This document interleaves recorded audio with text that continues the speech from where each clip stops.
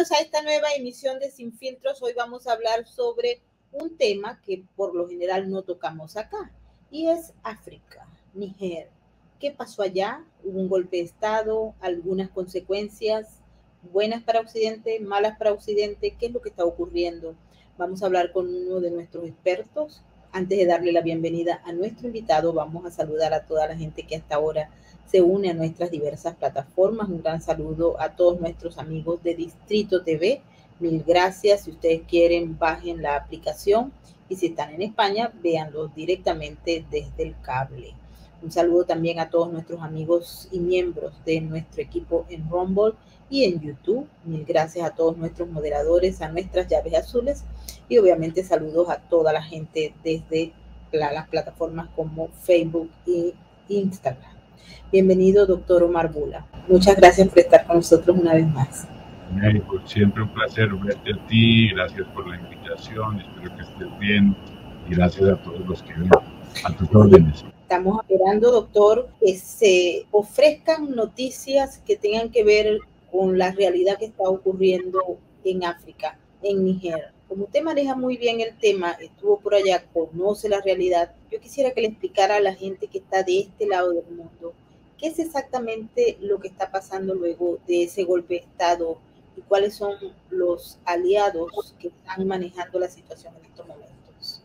Adelante. Gracias, Neighbor. Bueno, sí, qué bueno, como te mencioné cuando nos pusimos de acuerdo para la entrevista, me parece que es un tema, como tú mencionaste al principio, no tocas ese tipo de temas en tu canal, pero es un tema muy importante. No se puede dejar de lado ningún tema en ninguna parte del mundo en este momento, porque no hay país en un mundo tan globalizado desde el punto de vista político cuya realidad no tenga consecuencias más allá de sus fronteras de una manera u otra. En el caso de Níger es muy especial. Yo conozco la región bien, es la región del Sahel, una región que va desde el Atlántico hasta el Mar Rojo, una franja. Aquellos que no lo ubican, imagínense el desierto del Sahara, inmediatamente debajo del desierto hay una franja de países semidesértica, antes de que comience el África verde hacia abajo. Y en esos países son muy pobres. Yo viví en Sudán, en Senegal, y conocí varios países de la región muy, muy pobres, entre los más pobres del mundo. Níger está, yo creo que entre los primero o segundo, es decir, obviamente hay tantos ahí, Sudán del Sur, muchos, muy, muy pobres, pero también con muchos recursos, ¿no es cierto? Con muchos recursos y recursos estratégicos hoy en día de suprema importancia.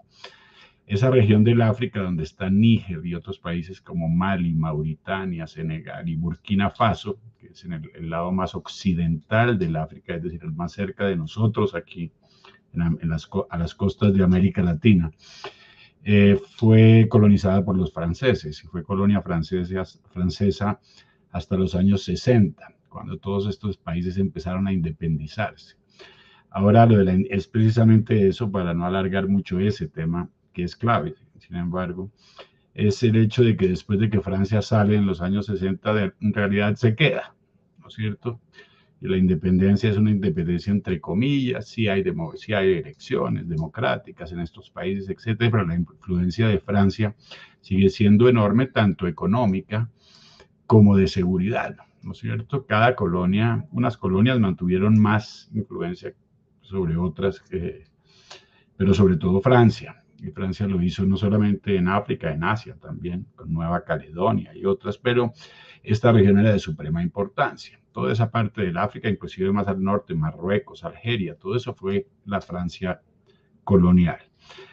Y se quedaron, y estos países siguen extremadamente pobres, ¿no? La pobreza es una cosa bárbara. Y ha crecido un sentimiento antineocolonial, si lo podríamos llamar, contra los franceses, precisamente por esa extracción enorme de recursos naturales, de recursos indispensables para los europeos y para los franceses, mientras que el país se mantiene en la miseria total. Entonces, como dijo uno de los nuevos líderes, que es el líder de Burkina Faso, Ibrahim Traoré, dijo, no puede ser así, somos multimillonarios en recursos, ¿no es cierto? Nos siguen sacando básicamente esa política de explotación colonial que perdura, ¿no es cierto?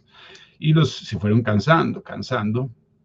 Además, con otro agente por detrás, agente de cambio, que es nada más y nada menos Rusia, que ha estado expandiéndose en la región, sobre todo a través de su grupo Wagner, el grupo paramilitar tan famoso últimamente por lo que pasó allá en Ucrania. Ese grupo sigue muy presente en toda la región, y a pesar de que dijeron que el golpe de Estado que hubo en Níger, que es lo que nos trae aquí, no fue vehiculado por los rusos, sin lugar a duda había banderas rusas en las calles, y abajo Francia, y no más colonialismo, y eso sigue hoy en día. Hoy hubo una reunión enorme en un estadio que apoyaba a la junta golpista. Ese es el contexto, ¿no? Un contexto de animosidad contra Francia y un contexto de urgencia de Francia de los recursos de esa región, sobre todo uranio. El uranio siendo clave para la energía francesa. La energía francesa depende en 70% de lo nuclear. Sus centrales nucleares dependen de 70%, la electricidad de la gente depende del 70% de lo nuclear. Y Francia controla básicamente la mitad del uranio que sale de Níger. Níger es el cuarto productor de uranio del mundo. Y ese flujo fue interrumpido por los golpistas, que le llaman ellos, el nuevo gobierno, para los que lo acogen. Y además afecta, pues, no solamente afectando a Francia, afecta a Europa como un todo, y su seguridad energética, que está en tan mala situación por la guerra entre Ucrania y Rusia.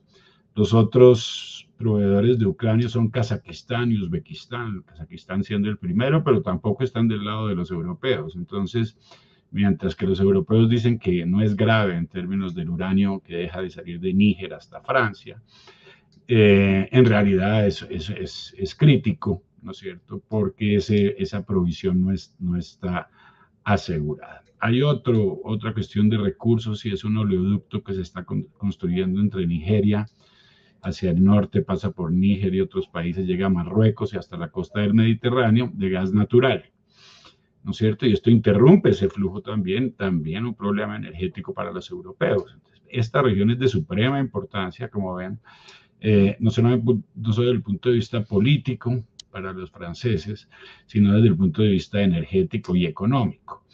Ahora, ¿qué pasa? Dan el golpe militar, eso fue el 26 de julio, sí, 26 de julio. Dan el golpe militar y esta junta inmediatamente es condenada por Occidente, ONU, Estados Unidos, todo lo que es, ¿no?, la base occidental, los franceses en el medio diciendo no se metan con mis intereses, responderemos fuertemente, y sobre todo rechazada por ECOWAS, en español CEDEAO, que es la Comunidad Económica de Estados de África Occidental, de los cuales hacen parte, o hacía parte, pues Níger hace parte, ahora no está muy en el mismo tono que ellos, y esta comunidad los acusa, Nigeria entre ellos, que es un país muy poderoso, que además le provee electricidad a Níger, los acusa junto con los occidentales de ser golpistas, de romper el equilibrio democrático,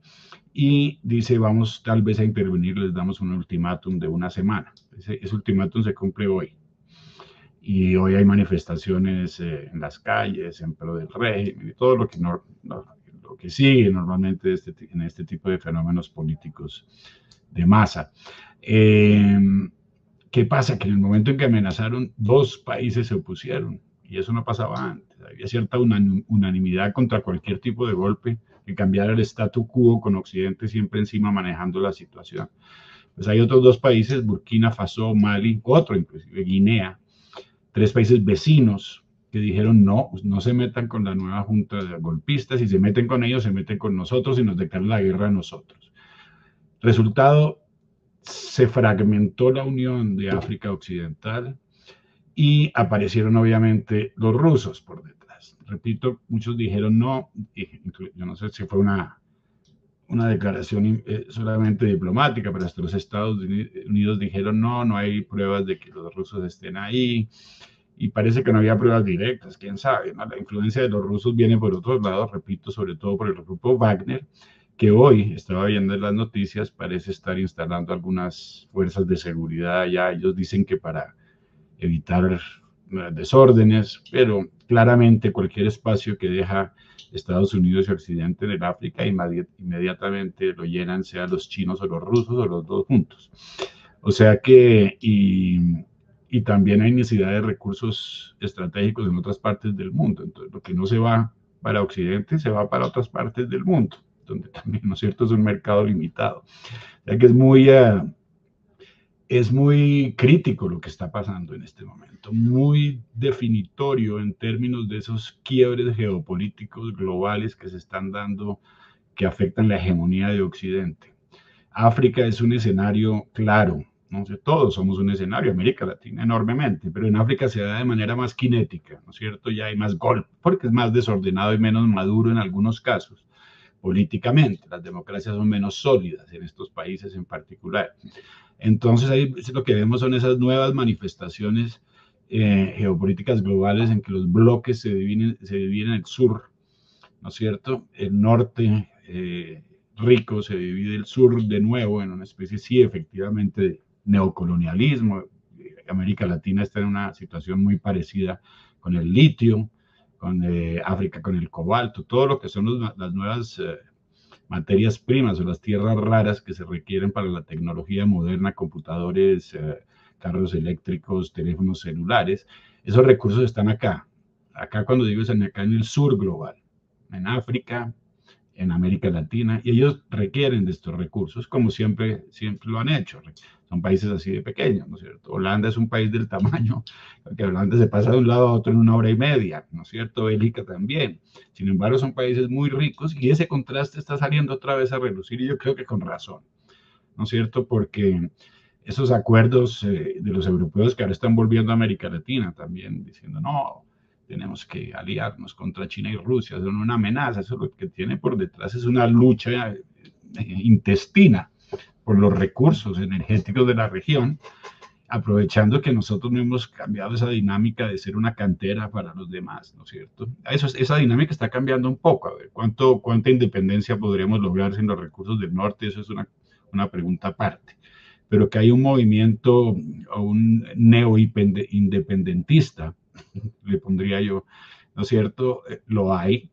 En África se manifiesta de manera más auténtica, porque fueron colonias, ¿no? Y el colonialismo, como digo, prácticamente perdura hasta nuestros días.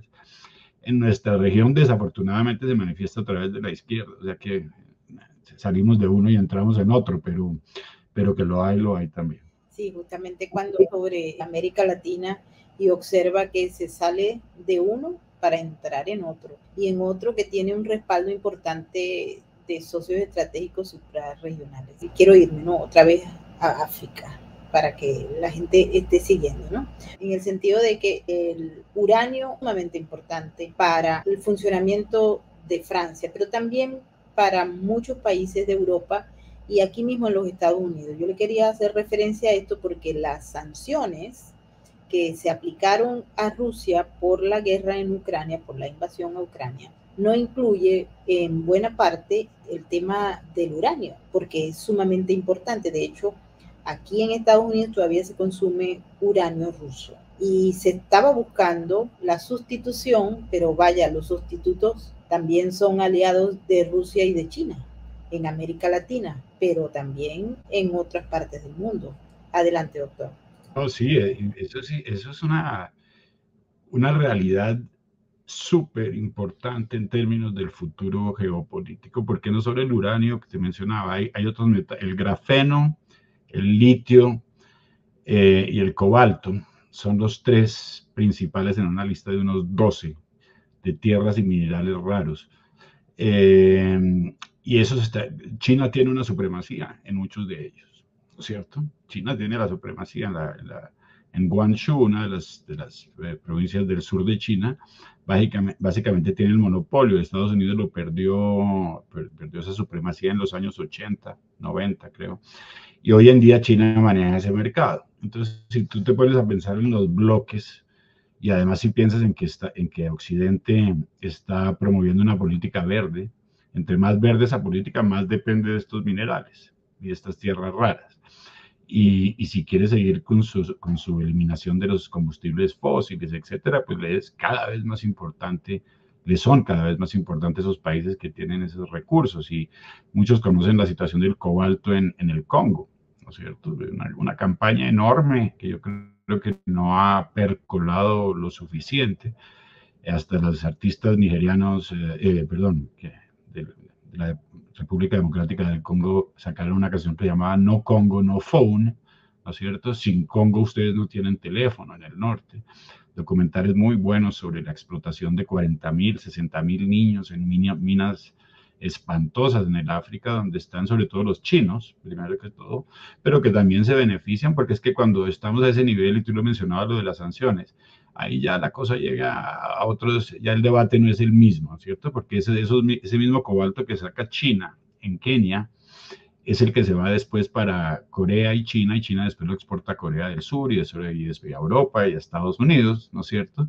Ahí no hay política, ahí no hay política, es solo que de plata y sobre todo grandísimos intereses. Amnistía Internacional, en la cual a veces desconfío, pero hizo en este caso me parece a mí un buen documental, entrevista a Microsoft, a LG, todos estos que manejan estas cadenas de suministro que tienen que ver con esas tierras raras que vienen de todo el África. Y dicen no, hay unos que dicen no, ni siquiera, hay unos que dicen no, estamos haciendo todo lo posible para que estas cadenas de suministro no tengan trabajo infantil en explotación, etc.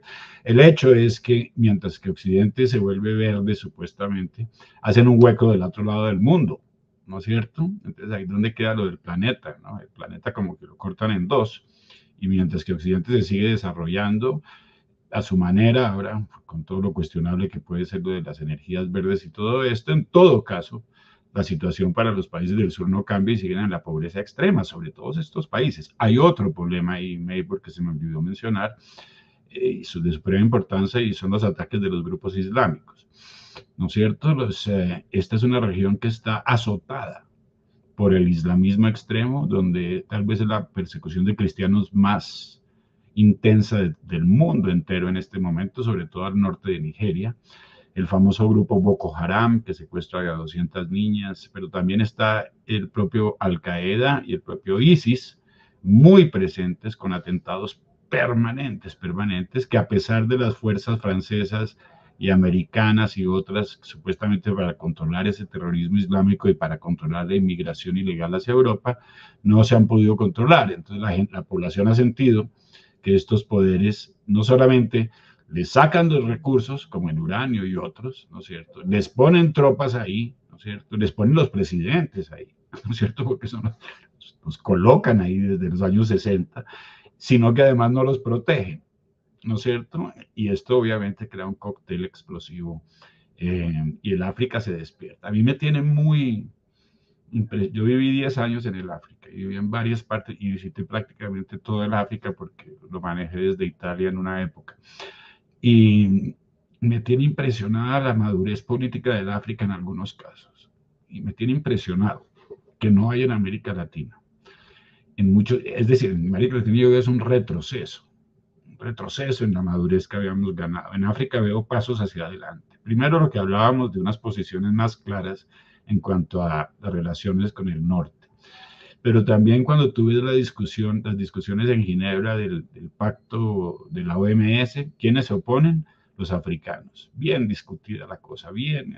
Cuando se habla de todo lo que tiene que ver con tecnología, transferencia tecnológica para las vacunas, etcétera, ¿quiénes se oponen? Los africanos, porque saben que lo que van a hacer los países desarrollados es básicamente enviar vacunas, sacar los recursos naturales, confeccionar las vacunas y devolvernos, ¿no es cierto? Como hacen con todo, la materia ya terminada, productos ya terminados. ¿Y qué pasa en América Latina? Estamos muy ocupados con la corrupción, el narcotráfico y una cantidad de debates obsoletos del siglo pasado, ¿no es cierto?, entre izquierdas y derechas, y no tenemos posición en los foros internacionales. Es triste que tengamos que... vi que en Haití, Kenia estaba mandando tropas a Haití, pero yo digo, ¿cómo así? Los africanos ayudándonos a los latinoamericanos a controlar una isla que está en el Caribe. esto es África, es otra África, hay muchas Áfricas también, ¿no es cierto? Es difícil hablar de manera homogénea, son 54 países, 5 Áfricas totalmente diferentes, pero el fenómeno colonial sí es común a todas, ¿no? De alguna manera. África también nos da sorpresas, doctor, porque, bueno, tenemos todos estos escenarios que se están planteando. Quisiera en esta próxima parte que me hablara sobre lo que se puede esperar a partir de hoy y en los próximos días en relación a lo que está pasando en Níger.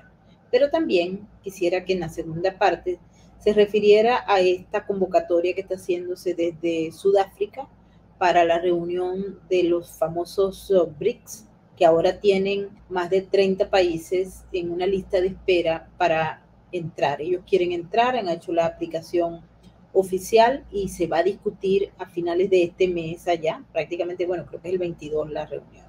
Adelante, doctor.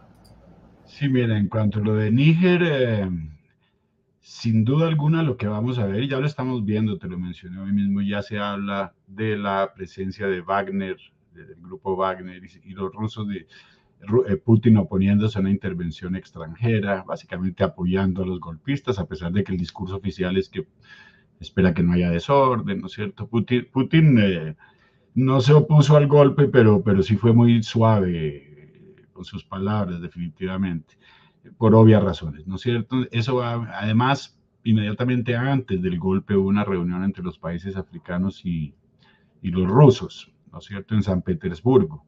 Tanto que dicen muchos, y eso es especulativo, tal vez haya algo de cierto, de que el golpe vino a raíz de la reunión, pues, ¿no?, unos días después de esa reunión. Estas reuniones son importantes, pero sí, lo más probable es que yo veo que la Junta está bastante bien plantada. Como te digo, hoy se cumple el ultimátum. Wagner está ahí ahora, las fichas se están moviendo. Ese ultimátum también, primero fue un ultimátum, después dijeron que no, que iba a ser el último recurso de la fuerza. ¿Cierto? Bajaron un poquito el tono porque los otros dos países se opusieron y dijeron no se metan, ¿no es cierto? Nosotros tampoco queremos sacarnos a las tropas francesas, etcétera. Ya son 4 países y bien grandes y significativos en la región. Entonces, y ahí está Wagner, ¿no es cierto? En Burkina Faso, sin lugar a duda, y en Mali también. O sea que lo más probable es que ha perdido terreno Francia, ha perdido terreno Occidente, ha perdido millones de dólares Estados Unidos, que también tiene 2 bases aéreas en Níger y más de 1.100 tropas, los franceses 1.500 en toda la región. Todo esto debilita, ¿no es cierto?, la lucha antiterrorista, primero que todo, para los europeos, porque se puede de alguna manera fortalecer como los ejércitos, ¿no?, que están más decididos a luchar contra un peligro que los franceses y los otros no han podido quitar. Ahora, es un poquito especular, pero yo creo que las cartas están apuntando hacia que el golpe va a perdurar, ¿no es cierto? Esto no los van a sacar así de fácil. Se ve que hay cierto apoyo popular, ¿no es cierto? Como te digo, eran miles de personas gritando abajo Francia, arriba Rusia. Uno no toma lados al partido ahí, pero lo que sí se sabe es que no van a perder ningún tiempo los rusos en ocupar ese espacio. Lo de los BRICS, de suprema importancia también. Esa reunión es una de esas reuniones que la gente espera, que mucha gente espera con mucha ansiedad. Primero que todo, los BRICS, rápidamente, para aquellos que no lo conocen, un grupo de países que se formó en el 2009, que es Brasil, Rusia, China, India y Sudáfrica, ese es su acrónimo básicamente, pero que en una reunión hace más o menos un año China decidió, pues, influyó para que se abrieran las puertas a lo que se llama el BRIC+. Y el BRIC+ tiene una fila de países, como tú mencionaste, y y más países cada día queriendo adherir al grupo. Y ese grupo, al tener a Rusia adentro, pues obviamente es un grupo que ya por definición es un grupo, no diría antioccidental, pero sí alternativo a lo occidental, porque definitivamente China, Rusia, ¿no es cierto?, son países que no están si lo ponemos en el contexto más amplio e incluimos guerra Ucrania y Rusia, pues estamos hablando de 2 lados, China y Rusia de un lado, y Occidente y Europa del otro, pero también está la India, que se ha mostrado muy neutra, con historia de toda la vida, neutra, pero también muy crítica siempre de la primacía del orden financiero, económico y político dominado por Occidente en los últimos, sobre todo en los últimos 70 años. Y Sudáfrica, que es otro de esos países africanos que ha tomado, el presidente Ramaphosa ha tomado unas decisiones bastante independentistas, digamos nosotros. Y sí, a esta, ¿cómo se dice?, cumbre, están invitados muchos países, todos aquellos que están en fila, entre ellos Arabia Saudita, entre ellos Irán, Argentina, ¿no es cierto? Venezuela, que mostró su candidatura recientemente, Egipto, Algeria, Eritrea, pues son 30, no me acuerdo de todos en este momento, pero la lista va creciendo y creciendo y creciendo, y eso es muy significativo, porque son países, sobre todo, por ejemplo, los árabes, ¿no? Arabia Saudita. China ya es el primer importador de petróleo de Arabia Saudita. Ya se están manejando los yuanes entre las regiones y otras monedas. Esto es una disidencia que tal vez hoy no quiebre de un día para otro la hegemonía occidental, pero es el comienzo de un gran proceso de cambio que parece que no va a parar. Yo no creo que esta vez vaya a parar. Había signos de independencia de esa hegemonía occidental durante mucho tiempo que caían y que morían, ¿no es cierto? Pero esta vez la guerra de Ucrania y Rusia de alguna manera ha abierto una herida en otras dimensiones que no se va a cerrar. Ahora los BRICS van a discutir muchas cosas.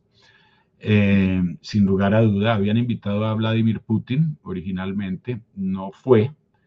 El presidente Ramaphosa había dicho no fue, que lo protegería porque Putin está en principio acusado está acusado por la Corte Penal Internacional, la cual Rusia no reconoce, pero de la cual sí es parte África o Suráfrica, que inclusive amenazó en el momento en que a Putin lo ficharon de salirse de la organización, ¿no? Sudáfrica básicamente ha defendido, y ninguno de los países BRICS se ha opuesto a lo que Occidente llama la invasión rusa de Ucrania.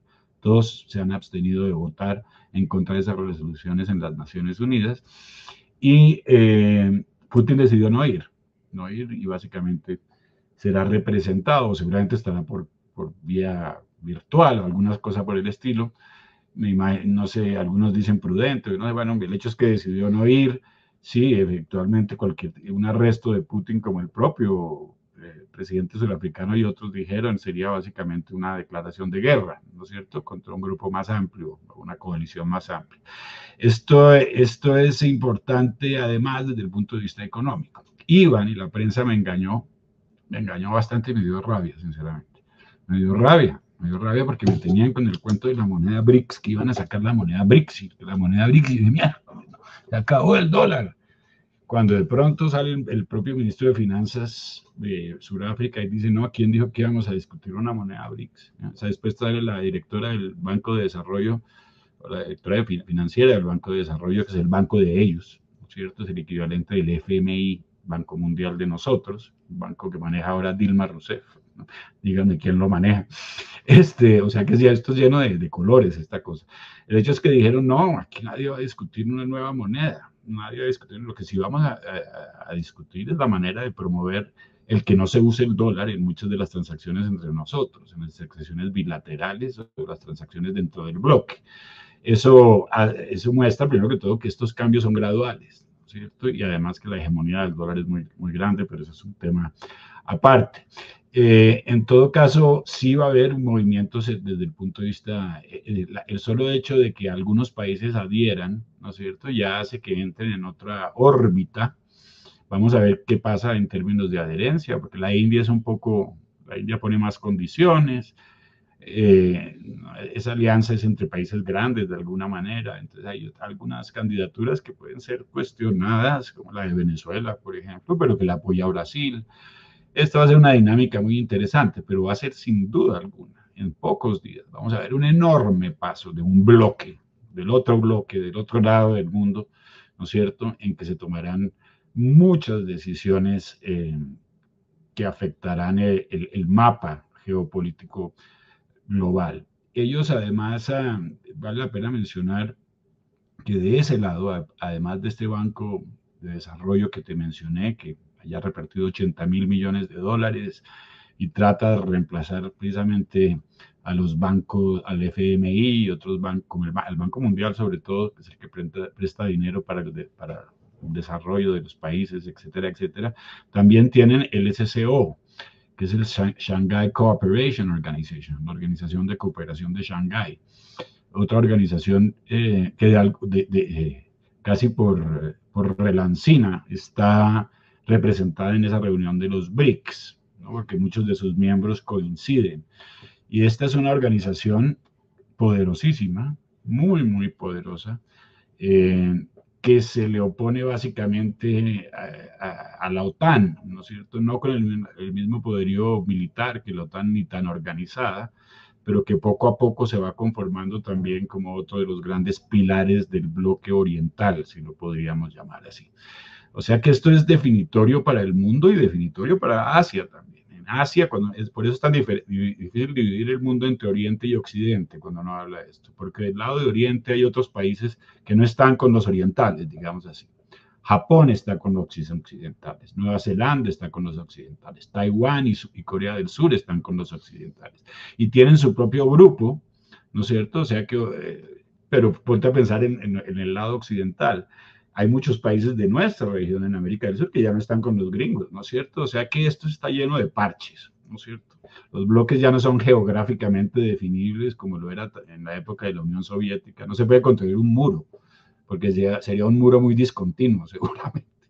O sea que es muy interesante lo que va a pasar en los BRICS, y vemos a África otra vez jugando un papel esencial. En este caso, Suráfrica, que es diría yo, el país que comanda, por lo menos el África negra, ¿no es cierto? Porque hay otra África al norte, que es la de los países del Magreb, de Egipto y otros, esa es otra África. Pero en todo caso, la gran potencia en este momento es Suráfrica, y está jugando un papel fundamental en esa definición de poder dentro del África misma y a nivel global. El escenario geográfico se ha complejizado. Hoy vimos, por ejemplo, doctor, la pelea que tuvo desde el punto de vista de la narrativa, del discurso por la prensa, el presidente de Ucrania, Volodymyr Zelensky, con Lula da Silva, porque el tema de la paz, y Volodymyr Zelensky criticaba fuertemente al presidente Lula da Silva porque decía que él estaba más o menos comportándose como Rusia, en el sentido de que estaba empujando una narrativa que se parecía mucho a la de Putin por el tema de los acuerdos de paz. En lugar de irse configurando una solución, parece que la situación se pone un poco más compleja, doctor. La posición de Lula es una posición BRICS, ¿no es cierto? Pongámosla así. Es una posición que BRICS en todo sentido. China es el primer socio comercial del Brasil ahora, el primer socio comercial de toda la región. Rusia está muy presente en la región también. Esto representa para personajes como Lula, ¿no es cierto? Y inclusive para el Foro de Sao Paulo, la independencia del imperio para los que hay aquí en América Latina. Eso es todavía, los que viven todavía con el cuento del Che Guevara y Camilo Torres, felices antes de que se mueran, ¿no? Ya están muriéndose la mayoría. De que, ¿no es cierto? El imperio. No han parado de hablar de eso, mientras que hay otro imperio que se llama la China, pero parece que no se dieran cuenta, y les dicen todo el tiempo, pero sigue siendo el otro el problema. Que sí, eso es otro debate, hablar de imperios ahora, pero no hay lugar a duda de que los bloques, en un momento dado, los bloques, los que conforman esos bloques tienen que empezar a tomar lados de manera más clara, ¿no es cierto? Y si seguimos en esta dinámica, esa división será cada vez más cortante. Y ahí ya vemos países, ahí Venezuela se fue para allá, ya a Colombia le ofrecieron también ser parte del BRICS, eso dijo el ministro de Hacienda. Si uno piensa en que Lula está ahí, Venezuela está ahí, pues uno dice, Petro, que puede ser que salga con esa misma, y como sale con la cantidad de barrabasadas todos los días, pues a nadie le sorprendería que mañana nos digan que somos miembros del BRICS. ¿Y qué hacemos con los gringos? Y Honduras también se metió al Banco de Desarrollo, ya, ¿no es cierto? Con los del BRICS. Hay países dando pasos hacia el otro lado acá. Esto se está moviendo mucho, mucho, mucho. Y el hecho de que tengamos una marea roja aquí hace que la situación sea muy diferente. Si estuviéramos en la situación de hace unos 10, 15 años, donde Estados Unidos mandaba la parada aquí, estaríamos en las mismas, básicamente. Una serie de guerrillas por ahí, matando a la gente, y los gobiernos, básicamente, de centro-derecha manejando la cosa. Ahora ya no, ahora es de la izquierda, pero es una izquierda narco, además, con una cantidad de problemas de por medio, y con esas ideas vetustas que le dan preferencia a los que nos van a colonizar ahora de nuevo, porque se salen los europeos y se salen y los gringos y se meten los chinos y los rusos, escojamos. Y ahora el peor es que no se puede escoger porque parece que no hay lado bueno para escoger, o sea que estamos a la buena de Dios, desafortunadamente. Y es, pero bueno, podemos, doctor, perder la esperanza de seguir en la lucha, porque eso es lo último que se pierde. Quiero agradecerle, doctor, por haber estado con nosotros hoy en Sin Filtros. Te agradezco a ti, Maybor, enormemente, y gracias por permitirme tocar este tema que lo tengo tanto en el corazón. Gracias a ti, un abrazo y que Dios te bendiga, y a todos los que escucharon, muchas gracias. Muchísimas gracias, doctor. Y quiero agradecerle a toda la gente que ha venido siguiéndonos hoy domingo en estas emisiones del día de hoy. Lo hicimos porque creo que es importante entender el problema que está ocurriendo en África, en Níger, y todo el juego geopolítico para seguir dibujando el escenario que nos espera. Nos espera en América Latina, nos espera en Estados Unidos, pero también en la Europa occidental, como muy bien el doctor Bula lo ha descrito. Nos despedimos ahora, no sin antes darle las gracias a toda la gente que se ha unido a esta transmisión desde YouTube, desde Rumble y por supuesto a todos nuestros amigos de Distrito TV. Nos vemos mañana y como siempre nos despedimos con el mensaje de la RAC, porque recuerden que juntos salvamos vida. Adelante con el video. De estadísticas. Aún así, millones de ellos padecen una cruda realidad. Su lealtad es inquebrantable, aunque no haya nadie con quien compartirla. La diferencia la haces tú. Adopta, esteriliza, colabora. Red de Apoyo Canino.